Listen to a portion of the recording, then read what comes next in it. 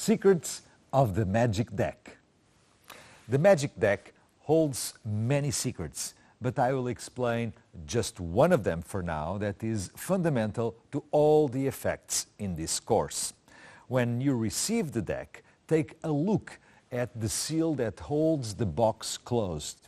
You will see some initials. In this case, there is a 10 and the design of a heart. That means 10 of hearts.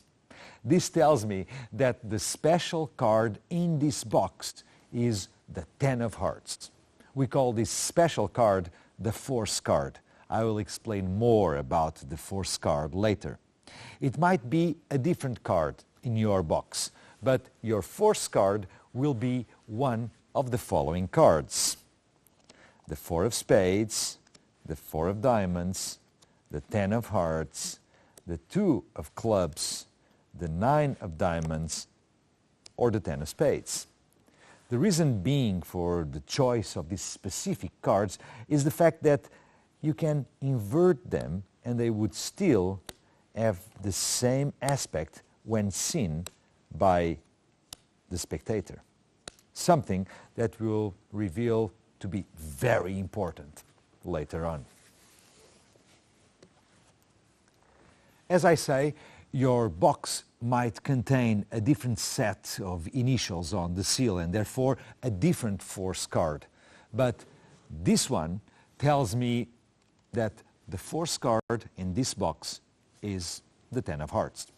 Now let's open the box and take a closer look of everything you'll find inside.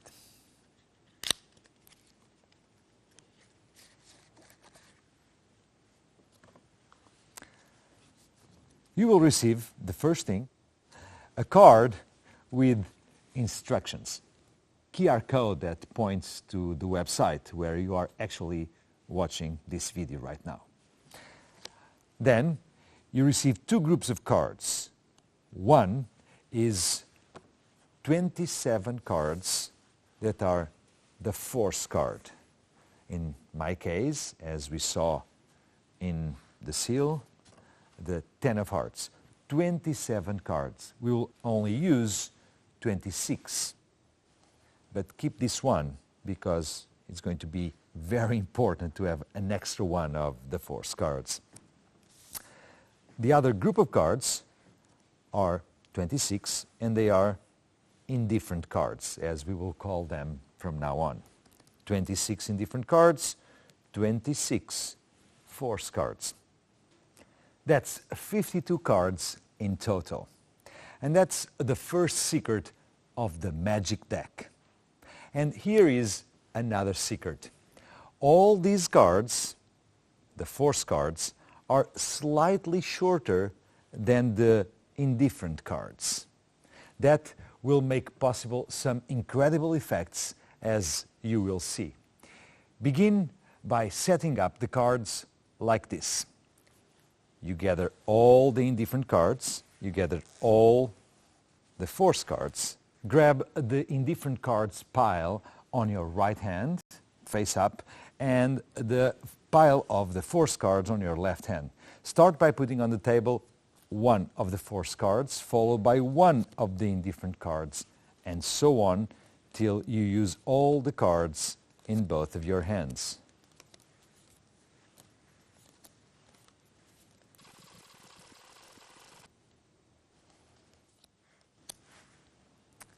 Now, square up the cards and then turn them face down.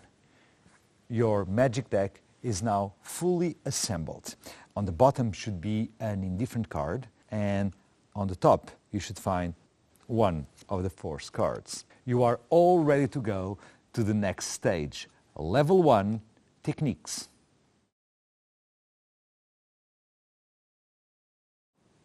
Level 1 Techniques. Refill display.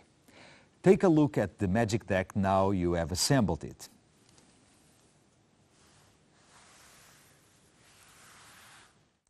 The cards alternate. Force card, indifferent card. Force card, indifferent card.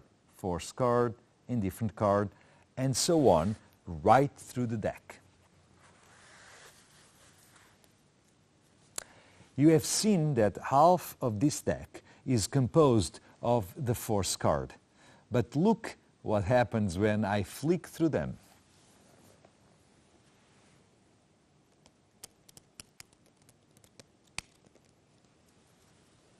All the cards look completely different. You don't see any of the force cards. This is because each force card is slightly shorter than the following indifferent card. And if you flick through the cards like this, the cards fall in pairs. One pair, another pair, another pair, till the last pair. A different card is in front of each pair, and a force card is on the back of that same pair. Let me show you again. Hold the cards like this, fingers on the bottom and the thumb on the top of the short edge, and riffle slowly like this. The forefinger pushes against the back of the deck, springing the cards off the thumb. Practice it slowly at first and not too fast. Give the spectators enough time to see the faces of the cards. You will soon get the hang of it, and this is how you begin your performance, by showing that the deck is apparently composed of 52 different cards.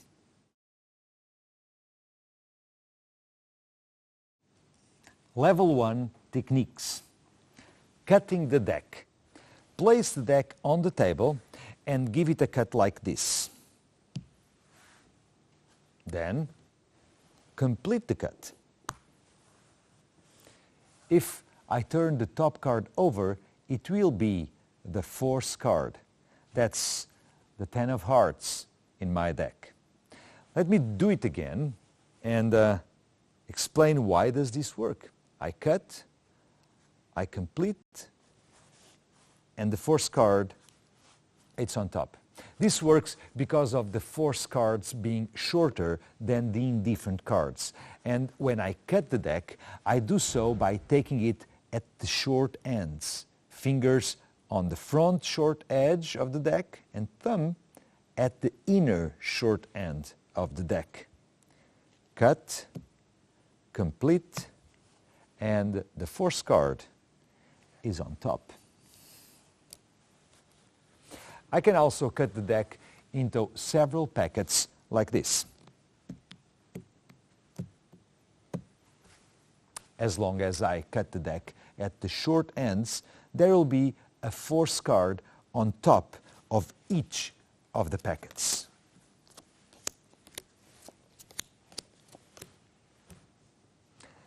That will come in useful in some of the effects explained later. You can gather all the packs in any order.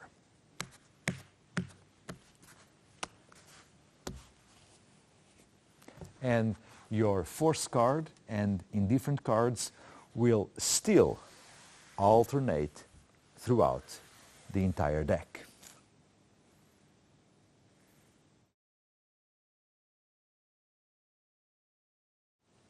Level 1 techniques. Forcing a card.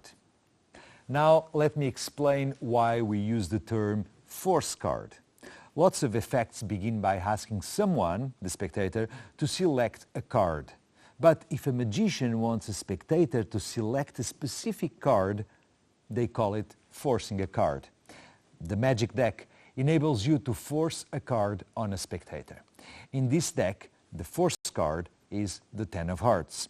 Using this deck, I can ask the spectator to select a card, and I can guarantee it will be the 10 of hearts. Let me show you how this works. Let's imagine you want to do a trick for a friend. Take the deck from the box and show the cards to your friend by riffling throughout them like this. Tell your friend that you have been reading a book of memory and that you would like to try an experiment. Tell them you want them to take a card from the deck but not look at it, so you will do it in a different way. Put the deck face down on the table and show them how to cut the deck, like this. Do it again so everything is clear. Then ask them to cut the deck exactly as you do it and complete the cut. Let them try it for themselves. Make sure they cut the cards with the fingers at one end of the deck and the thumb at the other end of the deck, and let them do it again. If they cut the deck in exactly the same way you did, they will bring the force card to the top. Ask them to take the top card and, without looking at it, put it in their pocket. Now you already know the name of the card they have taken. It is the force card. In my case, this is for sure the 10 of hearts. But it wouldn't be very dramatic if you just called out the name of the card. You want them to believe in your story about reading a book on memory. So you do a little acting. Pick up the deck and riffle through it again. Pretend that you are memorizing the cards as you see them going through. Concentrate for a moment, as if you really are trying to guess which card is missing from the deck. And then you say, okay, 3 cards are missing from this deck. 2 are jokers, and 1 is your card. The deck is short 1 red card. It's a heart, a 9, no. It's a 10. The 10 of hearts is missing. And if it's missing from this deck, it must be the card in your pocket. Take a look. Your friend take a look at the card, and they discover it is indeed the missing 10 of hearts. Note that you pretend to name the wrong card at first. You are off by 1. This little touch will make your memory trick much more convincing than if you named it correctly right away. It's called showmanship, and showmanship makes for great magic. By the way, congratulations! You have just performed your first magic effect.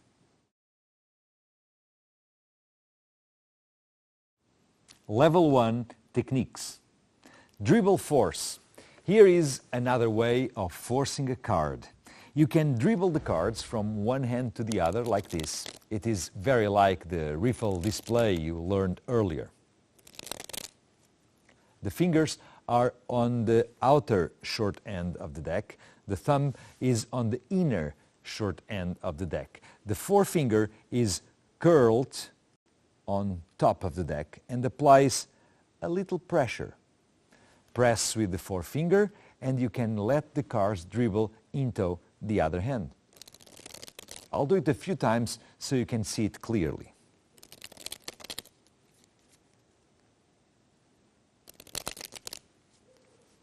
As with the riffle display, the cards fall in pairs. Try it for yourself.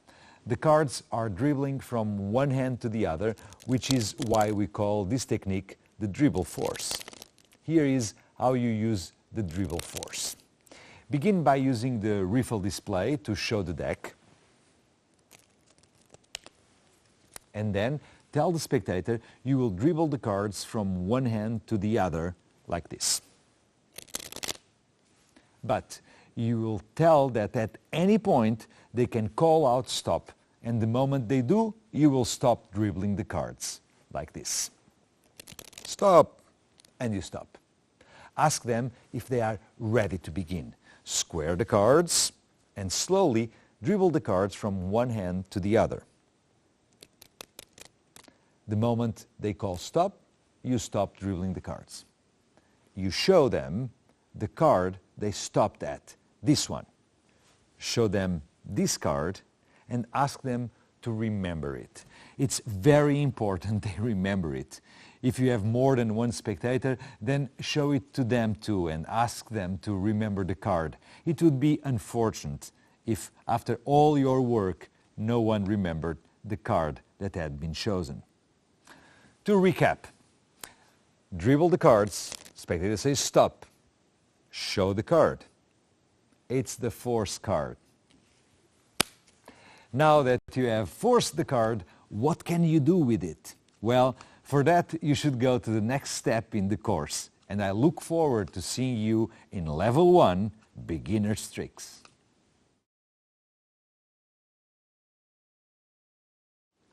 Find the card.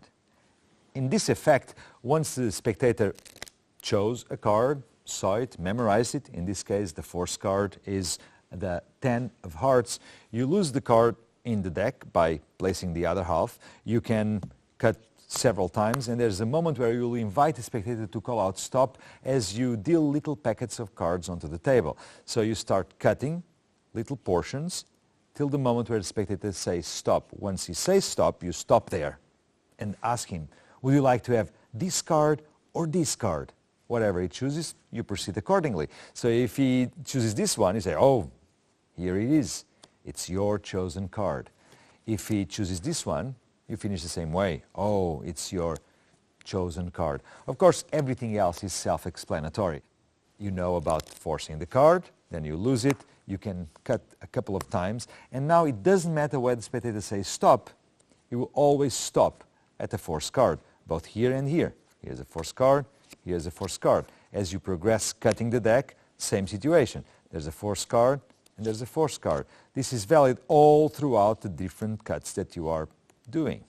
Once you stop, two things might happen. He might choose this one or this one. If he chooses this one, you then gather the cards by placing this half on top, then the selection, then you cut, and it's instant reset. The other thing that might happen is that he picks the card on your left hand. In that case, you take the left pile on top of the one on the table, put this on top, give it a cut, and again, instant reset.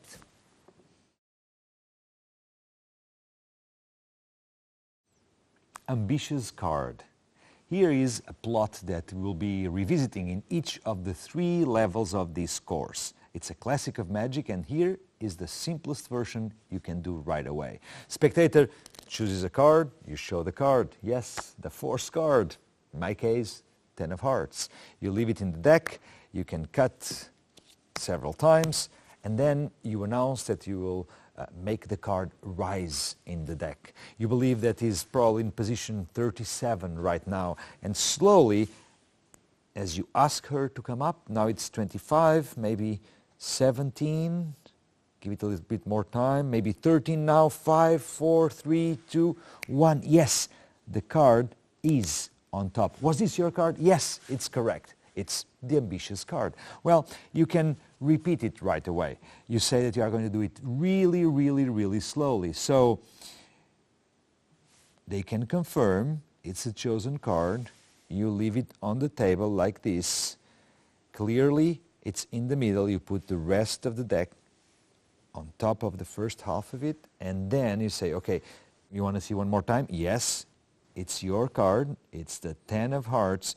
And then slowly, you put it in the deck and you wait. As you command the card to come up, yes, almost arriving, hey, hurry up. And yeah, once again, the chosen card rises to the top. And this is the simplest version you can do of the ambitious card.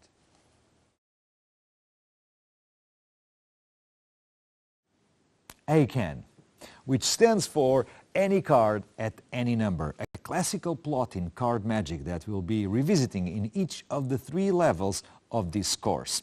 The effect, it's very simple, yet incredibly effective, even with this simple presentation. You ask a spectator to call out stop, card is chosen. Yes, it's the force card, in this case, the 10 of hearts. The selection is lost in the deck. You can cut several times, and then you'll ask a spectator to call out a number. Any number between 1 and 52, and whatever number he calls out, you will find the chosen card. Well, the way this works, it's because the deck is arranged in a way that you have first, you have force card, then indifferent card, then force card, then indifferent card, and so on, all throughout the deck. And in this case, that is the 10 of hearts. So as you can see here from top down when you are holding the deck, position 1 is a force card, position 3 is a force card, and 5 and 7 and 9 and 11. So all the odd numbers, all the odd positions are occupied by a force card. On the other hand, the even positions, let's say position number 2, 4, 6, 8 till 52, is positions that are occupied by even numbers. So, two things might happen. Spectator calls out an even number or an odd number. If he calls out an odd number, it's direct. Whatever number he says, 27, 17, 21, you just count and you will find the chosen card at that exact position. If he calls out an even number, well, you rephrase it a little bit by saying that I'm going to count down the number that you just said, and if he wants to change his mind, you can ask him if he wants to change his mind. But once you get the number, you count down the cards and then you call attention to the next card. So let's see what would happen with the number 7. Number 7, which is an odd number, you will count on the table 1, 2, 3, 4, 5, 6, 7.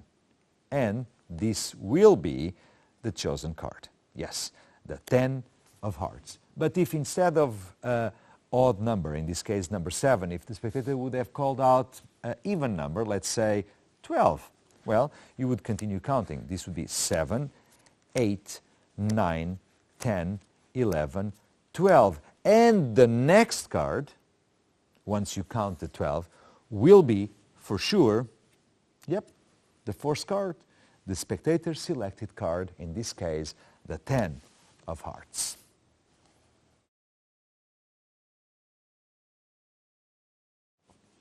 Card to impossible location. Another one of those 5 classical plots in card magic that we'll be visiting in each of the 3 levels of this course. In this case, you ask the spectator to call out stop. It chooses a card. Yes, it's going to be the force card, in this case, the 10 of hearts. The selection is lost in the deck. You can cut several times, and then you announce that you will produce an impossible situation. When you grab the deck, the selection is inside. You don't even know what's the card, and then you do something like, did you notice that? Yes, it kind of moved. Well, first, let's see. Can you see your card here? And you ask the spectator. He will obviously reply, no. And then you say, yeah, that's because it's just traveled from inside the deck into the box. Remember, it moved a little bit? Yes. So you open the box, and inside, there it is, the selection. Well, it's very simple to do it. Remember that you received an extra forcing card? This is the moment where you can use it. Leave it inside the deck. Do not call attention to the deck, to the box, just leave it there, and now you know everything else. Card is chosen, then it's lost, cut, cut, cut, and then once you ask the spectator, can you see your chosen card? You will always say no, since you are displaying the deck in the way that all the force cards are hidden. Then, if he cannot see it, it's because it's gone. And if it's gone, let's now find the place where it just appeared. And this will be inside the box. Well, if instead of putting this extra card inside the box, you place it in your father's jacket pocket, in your mother's purse, or in any other impossible location, then it's going to be a real miracle.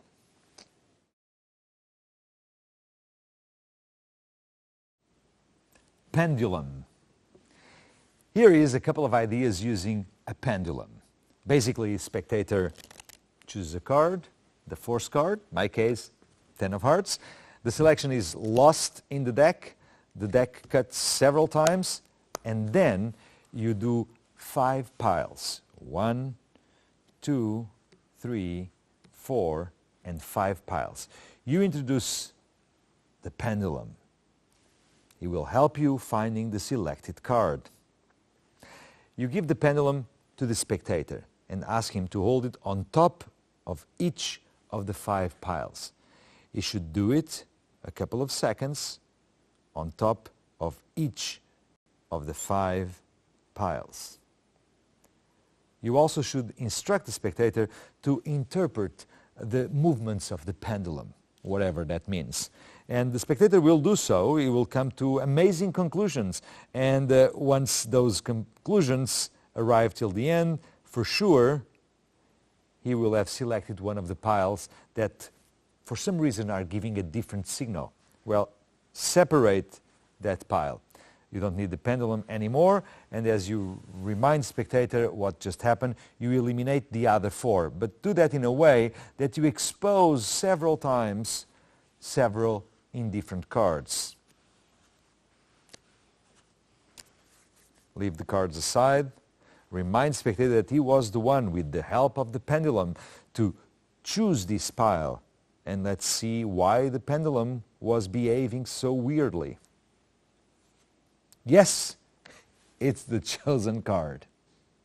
Well, there are several ideas that you can use based on this 5 piles technique. As you know, once you do the 5 piles, it's automatic that on top of each of the 5 piles there will be one of the 4 cards. Of course, the audience doesn't know this, and they believe that the chosen card is simply lost in one of them. And the job is actually to find which pile is hiding the chosen card.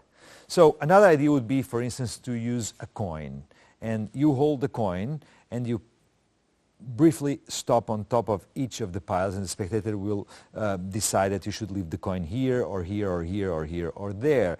But prepare the coin in a way that in one of the sides you write with a Sharpie or any permanent marker, you write the name of the 4th card. In this case, I would have made a 10 and a heart, 10 of hearts. And now the spectator decides which pile. You leave the coin, you separate the pile, again, show in different cards in a casual way, and then you put the coin aside, or you grab the selection with the coin, put it aside. One more time you can put this there, and now separate the coin, show it's a chosen card, but also show that on the coin is written the name of the card. Another idea would be to, once you ask the spectator to choose a card, yes, the 4th card, 10 of hearts, you ask him to write the name of the card in a piece of paper and crumple it up into a little ball. You give this ball to another spectator of his choice. Meanwhile, you cut the deck in 5 piles. You instruct the new spectator to hold the crumpled ball inside a closed fist and to wave the fist on top of each of the 5 piles. You'll feel a special energy, or not, but you say that. And eventually the spectator will stop in one of the 5 piles. When the selection is clear, because the energy was felt, you push that pile apart, again, gather all the others, leave them there, say, oh, you felt something special, leave the crumpled ball on the table next to the top card, and then you eliminate also these cards. And now you turn over the card, it's the selected card, you open the paper, and everything is confirmed, and it's a miracle that was just produced by you.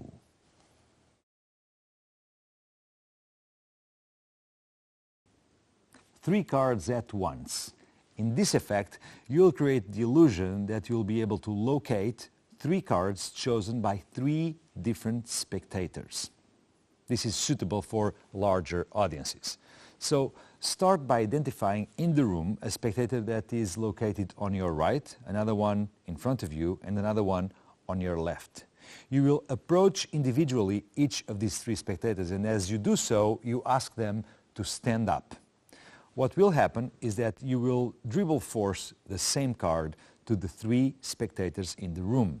But somehow the idea that they will be picking 3 different cards is going to be clear for everyone, even those 3 spectators. So you approach the first spectator. You ask him to stand up. You dribble force. He calls out stop. You show him, and only him, the card that he just chose, the force card, the 10 of hearts. You ask him to memorize this card, and you cut the deck. You approach the second spectator, the one in front of you, and the same thing. He's already standing because you ask all 3 to stand. You dribble force. He picks a card. Only him can see the card, but yes, it will be again the force card, the 10 of hearts. You cut again. You approach the third spectator, ask him to call out stop, show him the card, not allowing anyone else in the room to see the card, and yet is going to be the force card. Now, you look at the cards and you announce that you will try to locate the card that each of the 3 spectators is thinking of. You look at the first spectator, look him in the eyes, ask him to concentrate on the card, and you look through the deck till you take 1 card out. And you say, I think this is your card. You take it and you put it on the table face down. Of course, at this moment, you will not show the card, and the other information is that you just take any indifferent card of the deck. It's irrelevant, the identity of the card, as long as it is one of the indifferent cards and not the force card. Leave it on the table. You approach the second spectator and you say, now please, this is your turn. Concentrate on the card you are thinking. You look through the deck and you, maybe no. Oh, yeah, no, this one. And you pull out another indifferent card. Don't show it. Leave it on the table, face down. Now you look at the third spectator and you say the same thing. Please concentrate on the card. Yes, and oh, yours is a little bit more difficult.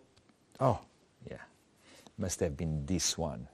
And this third time, you pull out of the deck one of the force cards, the 10 of hearts.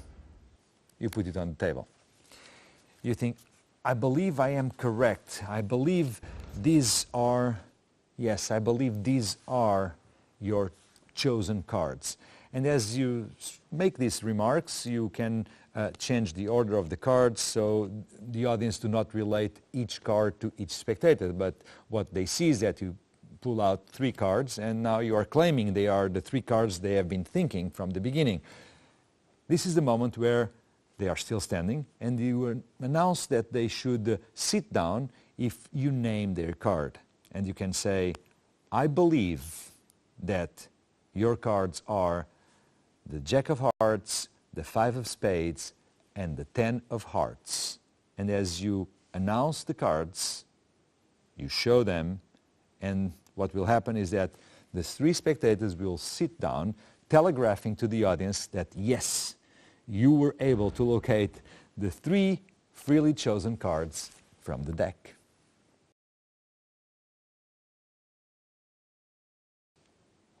Prediction. In this effect, you create the illusion that you are able to anticipate a later event. With the magic deck, the later event that you are able to anticipate is the free choice of a playing card. Well, in my case, that free choice will always result in the choice of the 10 of hearts. In order for it to be considered a prediction, you need to start by announcing that here there is a prediction. So in this case, I have an envelope with something inside. So there comes the moment where the spectator calls out stop. He chooses a card. Yes, everything's going well. It's the force card.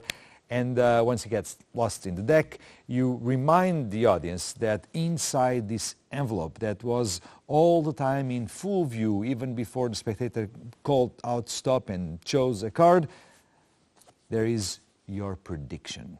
And inside, you can reveal something like a paper where you say that the spectator will choose the 10 of hearts. And that's an example of a prediction. Now, you can really get creative. Other examples would be, for instance, to have an envelope with a number, and you just write 17, for example. And if that would have been the case, now it's the time that after cutting several times, you count 1, 2, 3, 4, 5, 6, 7, 8, 9, 10, 11, 12, 13, 14, 15, 16, 17, like in the prediction.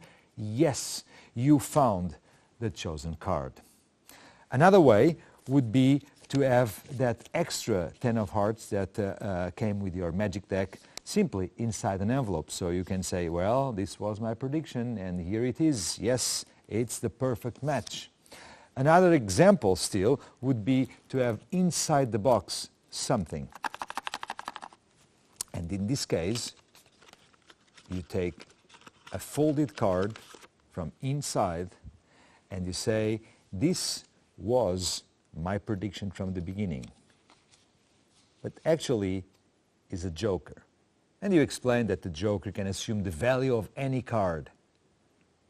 But what they haven't seen yet is that behind this joker there's something written, and it's exactly the 10 of hearts. Again, you match the chosen card.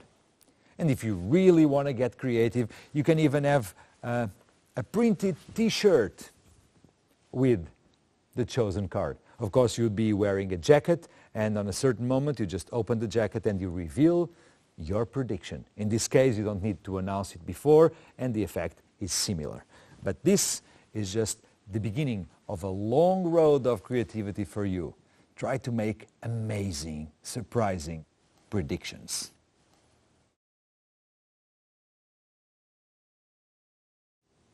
Reverse card. In this effect, you'll start with a dribble force, like usual. You ask spectator to call out stop. It does so. You show the card, and it's the force card, 10 of hearts. You leave it in the same place, and you cut and complete. Your job is done, because now you announce that you will make that the chosen card, wherever it might be, will turn itself around and become face up. Done. Look. In the middle, there's only one card that is reversed, and that's exactly the card chosen by the spectator. Well, in order to do this, which is very simple, it requires a little preparation. And the preparation is like so.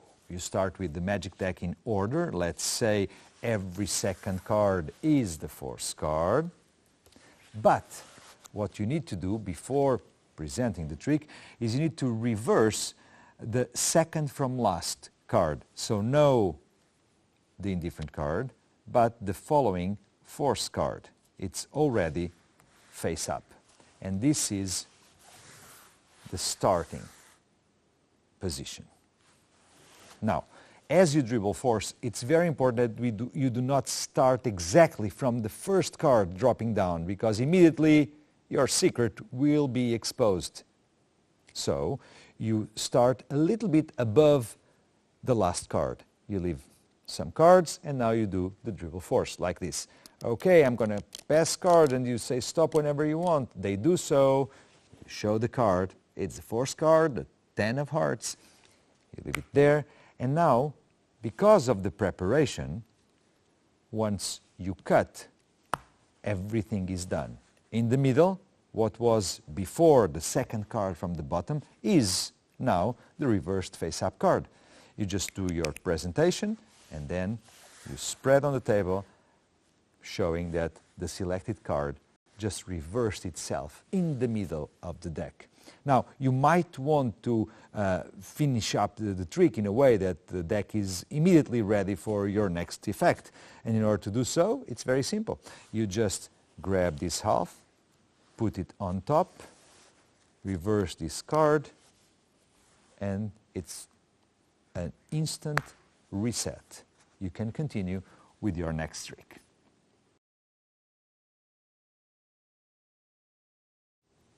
Magic dice. In this effect, you allow pure luck to find the chosen card. More or less. Let me explain. You start by asking the spectator to stop you, pick a card, and then you cut it into the deck, and then you spread cards on the table.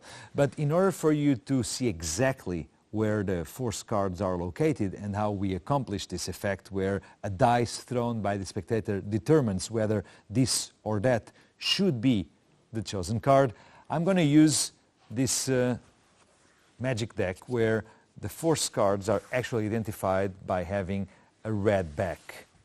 And in this case, the forced card is the 8 of spades. So, you dribble force, spectator says stop, of course he's going to stop at the forced card, in this case the 8 of spades. Now you will spread cards on the table in a way that will then make sense to throw the dice and eliminate those. You do 6 lines of 6 cards each. 1, 2, 3, 4, 5, 6. 1, 2, 3, 4, 5, 6. 1, 2, 3, 4, 5, 6. 1, 2, 3, 4, 5, and 6. 1, 2, 3, 4, 5, and 6. And finally, 1, 2, 3, 4, 5, and 6 cards. Probably at this time, the spectators already got the idea, and you say, okay, maybe that's enough. And you put these cards aside. Now comes the moment of the dice. You can give numbers to these lines and say, this is line number 1, number 2, number 3, number 4, number 5, and number 6. So let's choose a line. 3. So 1, 2, and 3. Make sure everybody understands that this is exactly the 3. That's why you announced it before. And because number 3 came out, you eliminate 1, 2, 4, 5, and 6. You put it aside. Now you throw the dice again. And it's number 1. Well, because it's number 1, and you can see now where the force cards are, you would start counting from this side and go, okay, so 1, 2, 3, 4, 5, 6, and you got number 1, so this is the card. And yes, it will be the card. But let's imagine it comes out number 3. So it will be 1, 2, 3. And this is, again, the force card. Remember, they are marked red just for explanation purposes. If it was number 5, yes, again. So if the result of the dice is 1, 3, or 5, you start counting from this side. But let's imagine it was number 2. Well, you cannot count from this side because number 2 would be an indifferent card. But guess what? If the result is an even number, whenever you count from this side, we are covered. So, number 2, 1, 2. It's the force card. Number 4, 1, 2, 3, 4. It's the force card. And if it's a 6, same thing. 1, 2, 3, 4, 5, 6. And once again, as always, you arrive to the chosen card. And that's the magic dice.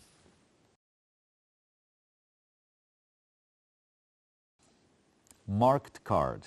In this effect, you apparently locate the chosen card through a system of markings on the back of the chosen card. Let me explain. You start the effect with the dribble force. Spectator calls out stop. Sees a card, yes, the force card, 10 of hearts. You leave the card in the deck and you cut and complete losing the chosen card. Now, you explain it is very difficult to locate the chosen card in the deck because all the backs look exactly the same. Would be great if you would have marked the card, so now just by looking to the deck you could find it. Well, it's never too late to do that. So you grab a permanent marker and you ask the spectator to, in an imaginary way, write a big cross on the back of the chosen card. You hold the deck at a distance, making sure that it only does it in an imaginary way. And he holds the pen and we ask him to make a big cross. So, okay, make a big cross, possibly on the back of the chosen card. And you can even say, no, you need to take away the cap first. And he does that, and now, yes, okay, he makes this big cross. Okay, done. That makes it very easy now to locate the card, because you only need to spread the deck and look for some sort of marking. And yes, here it is. That's the mark that the spectator just did, kind of. And let's see, what's the card? Yes, it's the chosen card. Well, to accomplish this is really, really simple. The only thing you need to do is, when you have the magic deck, before performing this trick, you need to have the second from last card in the deck already with a big cross, like this. And then you know how to do everything. Dribble force, see the card, cut, and complete. And inevitably, the card with the mark will appear in the center. And that's the marked card.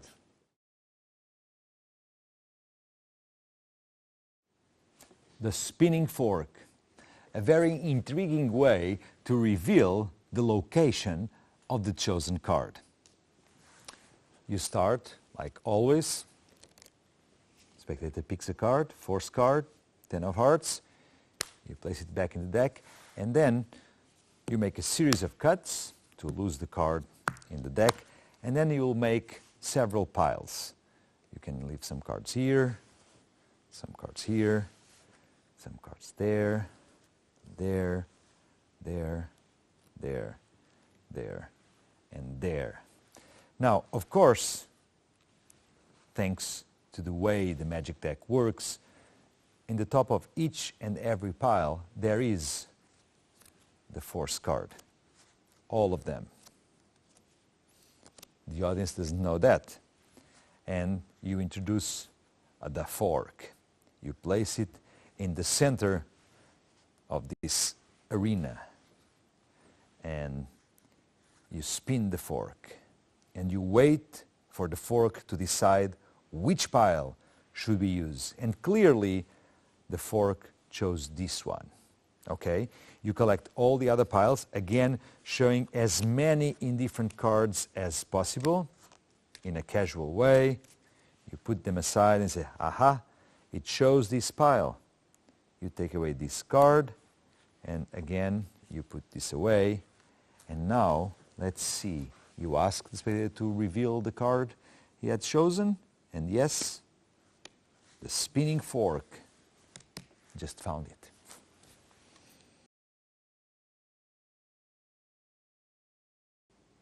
Card from pocket.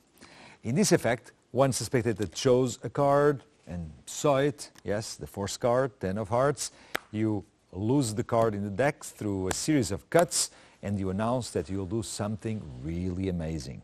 Because this time, the entire deck with the card that the spectator just chosen lost in it, you will place the deck inside your pocket.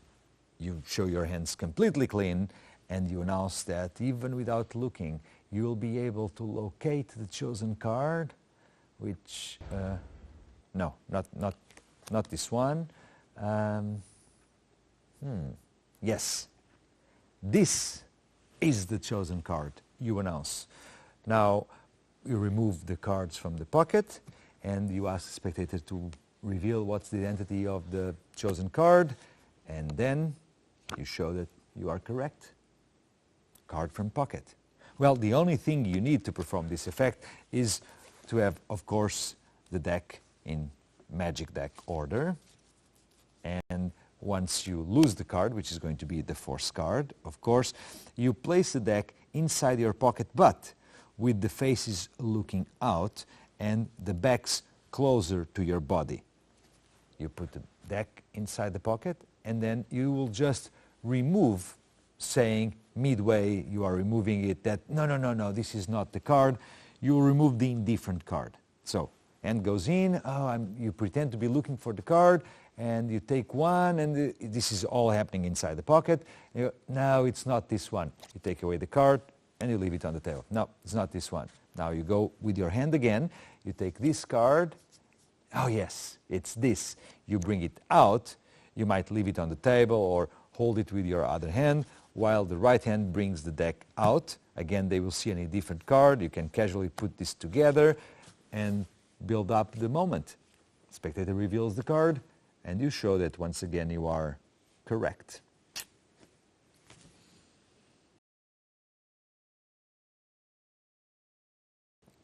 Rising card. This makes for a spectacular revelation of the chosen card.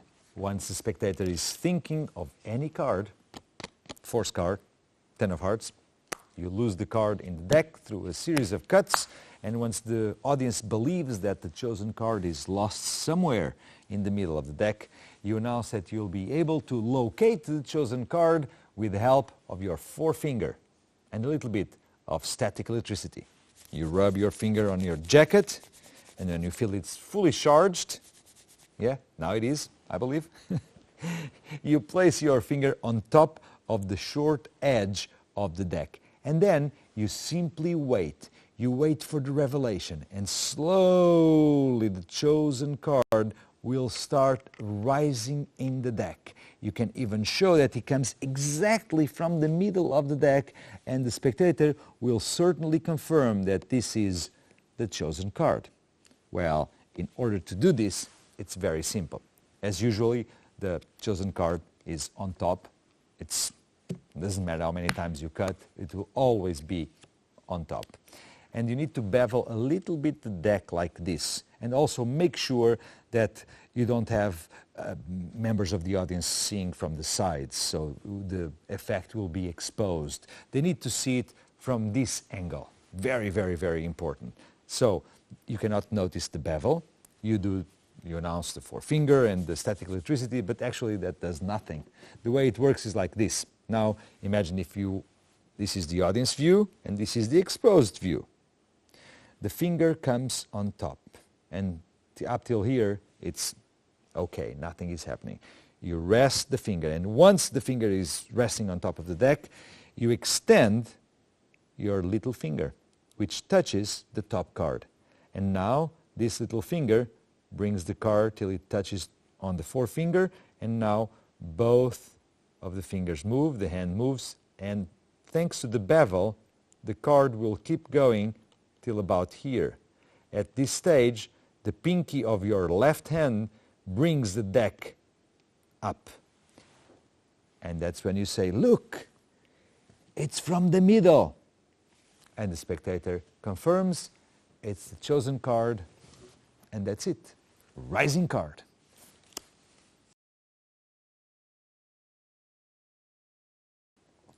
Card on forehead. I'm sure you have seen many professional magicians finishing their card magic by producing the chosen card on the forehead.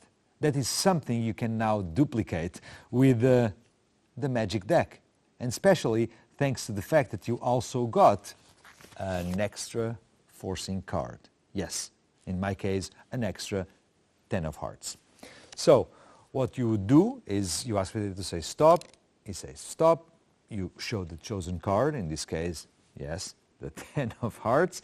You leave the card there, you drop some cards, you can even make some remarks like, oh, you could have stopped here and this would be the card, or there, you could have chosen any card. And the only thing you do is you allow some packets of pairs to fall, and just make sure that, okay, you remember the card that you freely chose. Okay, let's lose the card in the deck through a series of cuts, and now I will try and find your card. But before, I would like you to shuffle the deck in a very surefire way. So you put all the cards on the table, and you invite the spectator to shuffle the cards. But you announce that you don't want to see anything, and you turn your back to the place where the magic is happening. When you turn your back, you just grab the extra card that is hidden inside your pocket, and you put it on the forehead, and then you turn around looking at the table, say, oh yes, please shuffle more, oh, it's going to be very hard to find. And the spectator will not look at you because he's busy doing something right now, and then you can just wait for him to finish and eventually for him to look at you, realizing that his chosen card is on your forehead.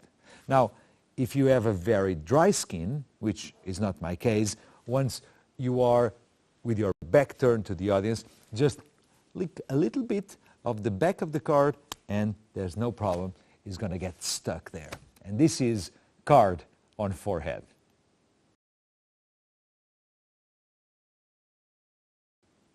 Photo prediction. Here is an effect where you can use someone's phone or even social media. Basically, all the versions of the photo prediction start with you taking a selfie holding the prediction. Perfect. So once you have the picture, you can do many things with it. You can, for example, if you know that later when you are going to be performing some tricks with the magic deck, you know someone that is going to be at that place at that time, just send a message with the picture to the phone you already have, the phone number you already have, asking for that person not to comment this picture with anyone. That's one way. The second way would be to do it with someone that you just met. You ask for the phone number so you can send a message. Once you get the phone number, you send this picture and you instruct the spectator to not look at the message yet. And then you ask the spectator to choose a card. They will choose the fourth card, the 10 of hearts. You can even emphasize that they could have chosen any of the other 52 different cards. There was no way that you could know what would be the chosen card. And then you ask to go and open the message. And when they open the message, that's the picture of you holding the card. This is one way. The other way would be to post the picture on social media a couple of minutes before performing this trick and then instruct your audience to go and look for your account, whether it is on Instagram or Twitter or Facebook. Once they are there, they will be surprised with the revelation. And you might as well ask them to start following you.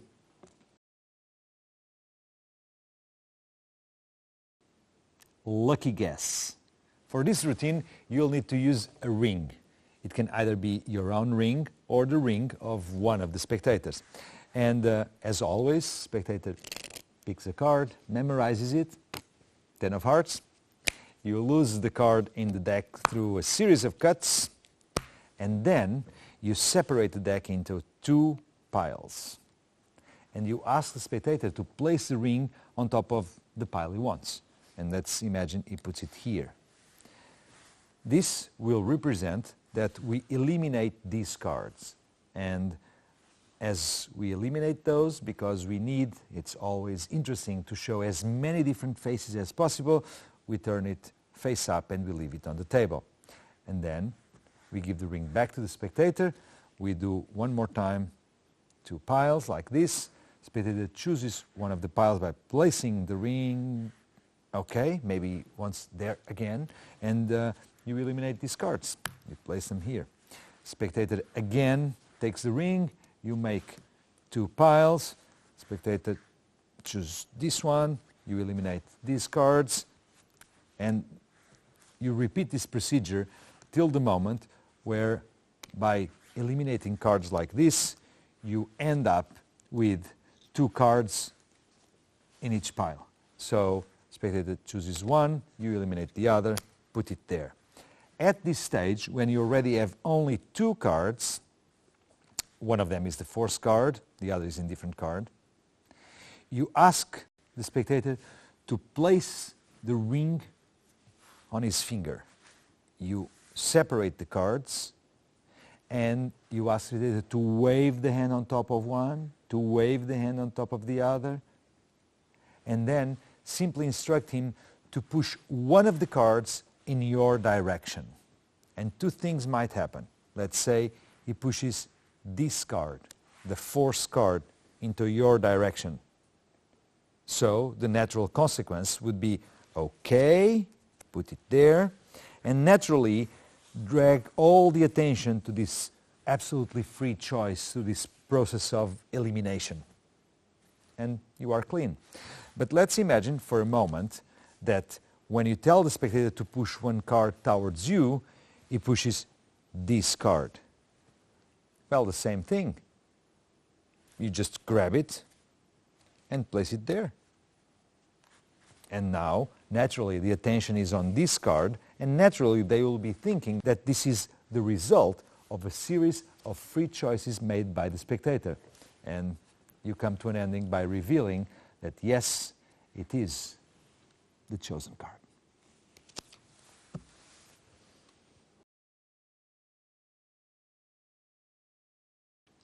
Finger stuck. It's always good when you can involve several spectators in the same effect. And in this case, you ask one of the spectators to call out stop and to choose a card, 10 of hearts, put it back in the deck, and then lose it. Somewhere in the middle is the chosen card. And now you will involve a second spectator. You ask him to use the forefinger and to be ready to stick the finger in the deck as you riffle the deck. Now in this case you hold it by its base, the deck like this, and you just do this. Well, first let's see what we can see. When riffling this way you only see indifferent cards, but also they are falling in pairs.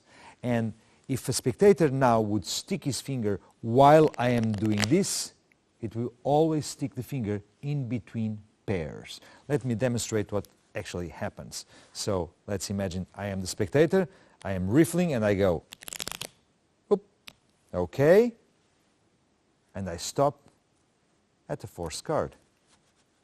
Once again, I would be riffling. Of course, the situation would be holding like this, you, magician, and now saying, please insert your finger, stick your finger anywhere you want as I riffle the deck. But the result of this series of actions, it's this one. And then you realize that the second spectator could have stopped on this card. It could have stopped on the following one. But no, he stopped right here, and that's the selected card. And this is finger stuck.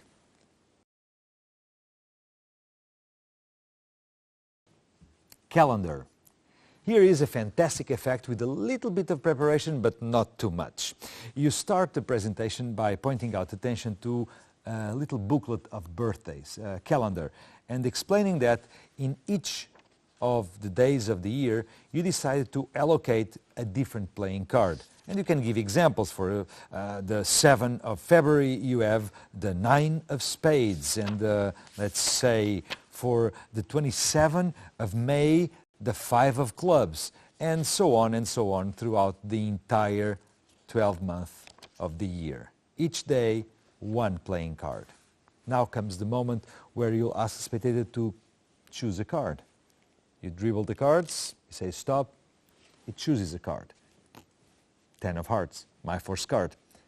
You leave it in the deck, you lose it through a series of cuts, and now you can even explain that there's an intimate connection between each playing card and each day of the year. For example, they might not know this, but 2 of spades is very much a Monday card, and 6 of hearts, Thursdays, all the time. Yes, 4 of clubs, it's next month. So you can explain all of this while you are taking advantage of the moment to show all the different faces of the magic deck. You leave it aside, spectator remembers the card, he might have even showed it to the audience, and you open the booklet. You go, today is, let's imagine it's the 23rd of August. Today is the 23rd of August. You go to August and you realize that on the 23rd, the card that corresponds to this day is exactly the 10 of hearts, the chosen card. This is very impressive for an audience that just witnessed that he could have chosen any card and each day has a card. And it's actually very simple to prepare. The only thing you need is to carry a pencil, yes, and a rubber. So once you decide that you are going to perform the trick, you need to remember what day it is. And let's say if it is the 27th of August, you come to the 27th day of August, you erase whatever you have written there, and you write the initials that correspond to your force card on your magic deck. And that's it. You are always ready for a fantastic trick. Calendar.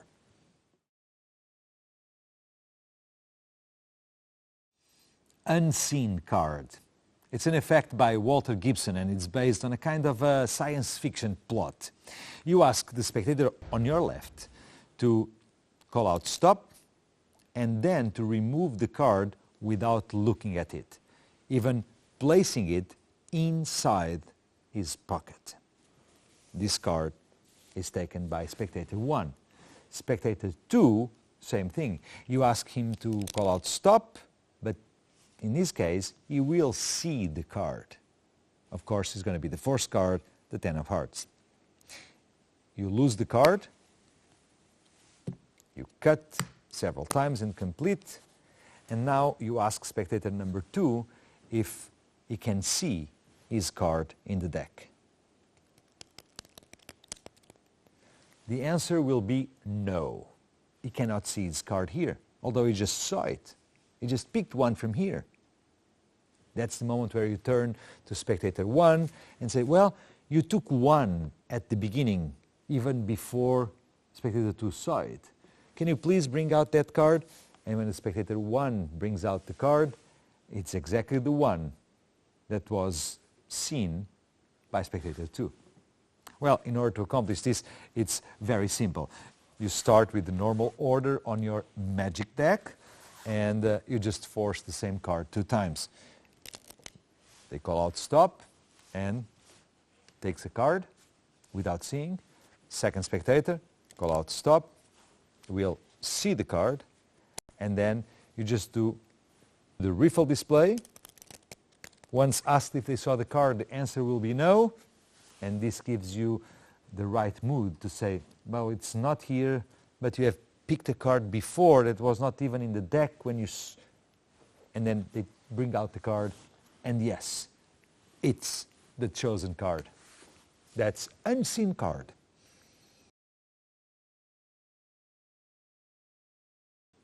Stopwatch. In this effect, you'll find the chosen card by apparently being interrupted by your phone.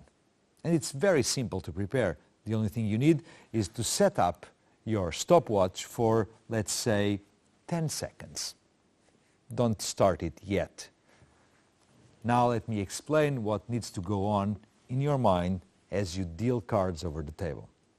So you've got the selection, it's a 10 of hearts, you lost it through a series of cuts, and now you will deal cards over the table one at a time. Now we know that due to the properties of the magic deck that the top card is a force card. The next, it's an indifferent card, followed by a force card and another indifferent card, and so on throughout the entire deck. Now, it's not practical to be in your mind repeating force card, indifferent card, force card, indifferent card, force card. No, but it's very simple if you replace force card for yes and indifferent card for no. So this is going to be the inner dialogue that while you are performing, you can have running in your mind. As you deal cards over the table, you will constantly attaching one of these words, yes or no, to each card, which sounds very complicated, but it's not. It's lots of fun. Try it. So the card is lost, and you are ready to start dealing cards on the table, always with in mind following each card with one word. In this case would be yes, no, yes, no, yes, being always a place where you are holding a force card, and no, yes, no, being the moment where you have in your hand an indifferent card. So, let's demonstrate. You just turn on your stopwatch and you press start. 10 seconds or more, but let's try it since I'm still explaining. I'm going to place it for, let's say, 15 seconds. You press start and you start dealing cards, thinking yes, no, yes, no, yes, no, yes, no, yes, no, yes. And because it starts ringing with a yes, you just hold to it. You know that this is a forced card. The phone just started ringing and you can show it. If you are caught with the ringing while having a no card, just speed letting this card on the table, so it would be no, and grab the next one. And again, you'll be stopping on a yes. If you don't want to set the alarm yourself, this is even something you can ask the spectator. Ask them to use their phones and to set the stopwatch for between 10 and 30 seconds, or 10 and 25, and not tell you for how long did they set the stopwatch. And once again, it's going to be lots of fun going yes, no, and making sure that when you hear the phone, you have a yes card on your hand. And that's stopwatch.